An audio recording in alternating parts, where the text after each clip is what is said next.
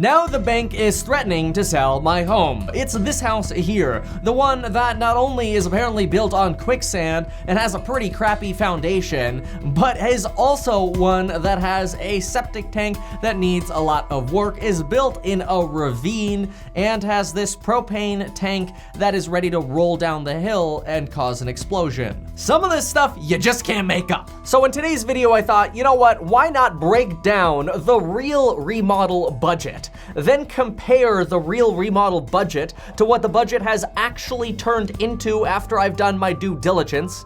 Then I'm going to explain how the bank is now threatening to cancel and sell the property to somebody else, and they're demanding I wire transfer them money. We'll get to that part. Let's go through the budget quickly and show you some of the insanity, and I'll show you pictures of it all too. And then I'm gonna go cry.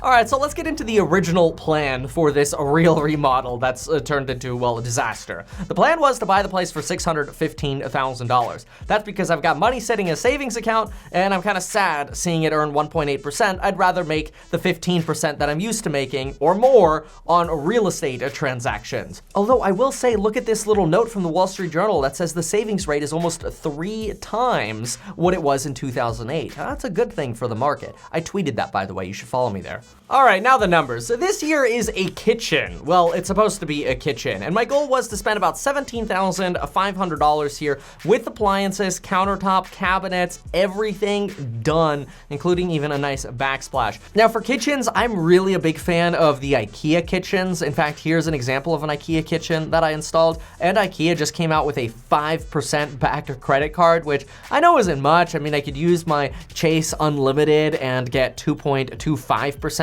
back by bundling that with my Sapphire, but hey, 5% in store, especially if I'm gonna be spending somewhere around 15 to 20K at IKEA for one project, that's not bad. Bathroom number 1, bathtub, some nice tiling, might have to redo the stuff that they did, beautiful vanity. Let's go $9,000 all in for the bathroom. Again, this should be totally high. Bathroom number 2, 10K. We've got a double sink in this one, so it's gonna be a little bit more expensive. Flooring throughout the house, I'm gonna go $7,500. That's gonna be with a nice 4-inch Craftsman baseboard. Stucco on the outside. This house needs to be wrapped. It's already getting a bunch of damage from not being wrapped.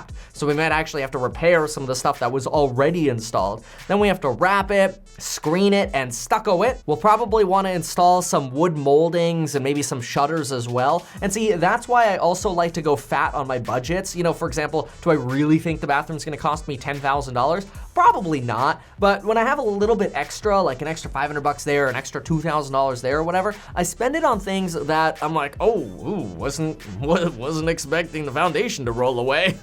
Except we're getting to that part, so hold on. Electrical finishes, these are gonna be things like finishing out the panel, all the arc fault breakers, the light switches, the ceiling fans. I personally like ceiling fans in every room, and the electricians already told me that the can lights the seller installed no longer meet code because they installed them like 2 years ago and they're no longer going to pass code. So basically I have to take out the stuff they did and redo it. Then there's no water heater. So we've got to finish off the water heater, put in faucets and toilets and shower heads. I'm gonna go ahead and throw in 10K for that just to make sure everything is done. Again, that might be a little bit high. Heating and air, this is probably gonna be close. There's no ducting, there's no furnace, there's no air conditioner, and you gotta have an AC in this part of Camarillo, so that's gonna be 10,000 bucks. Closets, this is really just finishing them out. I'm gonna go with $2,000 here, but I'm also going to have to add doors throughout the rest of the property, like a front door and bedroom doors. So I'm gonna add another $4,000 for doors. Then I've got drywall, that's going to run me about $6,000 plus insulating the walls. I'm gonna just roughly throw in $4,000 there. Some nice 2-inch faux wood blinds throughout the property will run me about $1,200. We'll do some landscaping and haul away for $4,000. So just some basics. Garage repairs, I'll be conservative here and go with about $5,000 for the garage. I really want to paint the floor. I've got to fix a lot of the rot that's in there, so there's going to be a lot of framing. I'm sure it needs a new garage door and an opener, so the money's going to go pretty fast on the garage, especially with the rotten doors in 2 locations on the garage. So just doors alone, I'm probably at $2,500 for the garage alone, plus framing repairs and then trying to paint a little bit in there. Door handles and like door stoppers and little finishes like that will probably run me somewhere around $1,000 installed. built. And now, all in all, I should be into this project for somewhere around $110,000. Then here's one that most people miss. It's holding costs, like insurance and all these other expenses. That usually runs me about $150 a day, sometimes up to $200 per day. So let's go conservative, 45 days at $200 a day. Let's call it a total holding cost of $9,000 if I could get this project done in 45 days. That puts me into this deal for about $118,000, which should leave me with about $125,000 to $150,000 wedge based on how I'm comping out the property and my expectations for how I want to sell this property, or how I want to rent it out as maybe even a vacation rental. Now, something I owe you clarity on is what the goal is for projects like this. One of the rules that I have in the real estate investing course is you should never spend more money than what your wedge is. So for example, if you buy a place for $400,000 and you put $50,000 into it, your wedge needs to be at least $50K, which means the property's worth at least $500 plus. Best case scenario though, because if you wanted to flip it, you're gonna have selling costs. Best case scenario, you get what's called a 2X wedge. A 2X wedge is you buy a place for $400,000, you put $50,000 into it, and now the place is worth, say, $550,000 to $600,000. That would be an example of a 2X to 3X wedge, because you got a boost in your net worth of $100,000 to $150,000 spending just $50,000. That's the best kind of deal to get, is when you can get a multiple on a wedge. But bare minimum, 1-to-1. Totally bare minimum, and then you really have to want a project. But anyway, for more lessons like that, make sure to use coupon code BLACKCYBERSALE for 27% off the investing course. You could also use it towards the do-it-yourself property management course, the real estate agent sales course, and even the in-person real estate investing crash course the day before the 10X Growth Conference, Feb 20th, 2020. And what do I always say? I hate spreadsheets, because guess what that spreadsheet doesn't do for me? Doesn't tell me how good that foundation is or how good all of the other problems are with the house. So now let's adjust our budget for all of the disasters that have come up regarding this property and inspections. And then we're gonna compare the budgets, and then we'll talk about the bank's threats, and then we'll decide if this deal is even remotely worth it. All right, ready for this? I'm about to take you down the rabbit hole. So here we go. Number one, fixing the foundation is going to run about $100,000. The foundation is cracked in numerous different places, the soil is settling, and the foundation wasn't even poured with rebar, which is mind-blowing. Like, who builds a house without rebar in an area like California where you have earthquakes and the stuff, like the ground feels like it's almost always shaking? That's partly why we were saying the house is built on quicksand, because of the liquefaction risk. You should check out that video if you haven't yet. So that basically takes my $118,000 budget and doubles it in one inspection. Well, then I meet a building and safety inspector at the property, and he says, well, there's pretty much no way this deal is happening unless you get plans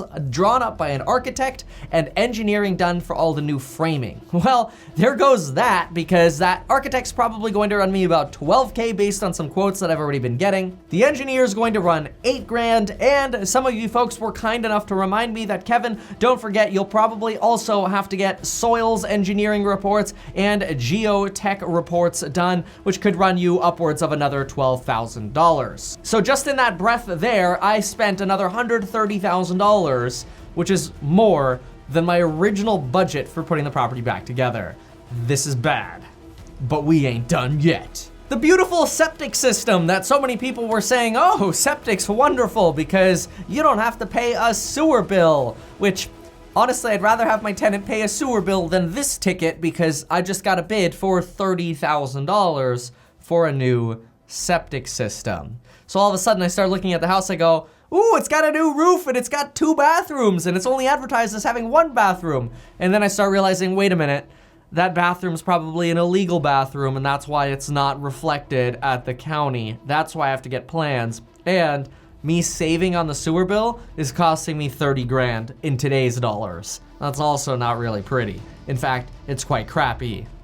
Yeah, bad jokes. It's almost as bad as calling electrical work shocking. Now, after I spend all this money, don't kid yourself, the government will want their fees as well. Just to get my permits, I'll probably be out the door about $4,200. Then, given the fact that it's basically built in a ravine, there's a good chance we're going to have to do grading. So I put in a grading budget of $4,000.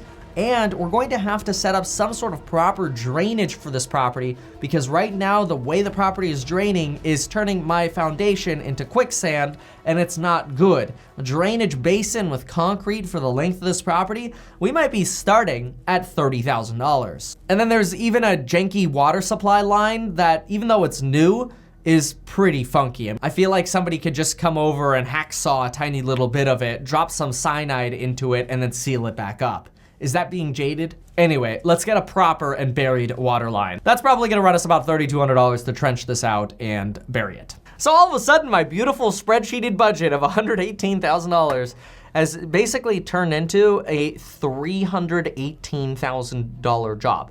Honestly, I think I would rather do what I say to never do and go buy a dirt lot and start over from scratch, because this is not so great. Now, what about the bank? Well, so here's how things work when you're buying a foreclosure. When you find things that you weren't expecting, rather than just running away, it's a good idea to at least ask the bank. Because let's be real, if the bank came back and said, Kevin, hey, if you want to keep buying this place, we'll go ahead and do a new foundation for you, which I didn't even mention this, but imagine going through all that foundation work and all the planning and permits and all that. It's probably gonna take like 6 months. 6 months at 30 days of holding costs, just the holding costs, property taxes, vacant home insurance, opportunity costs for the money, that's 36,000 bucks just in holding costs that I didn't even put in that last spreadsheet. I mean, that now takes it from 318 to, I don't know, 318 plus 36. It gets worse and worse even as I'm making this video.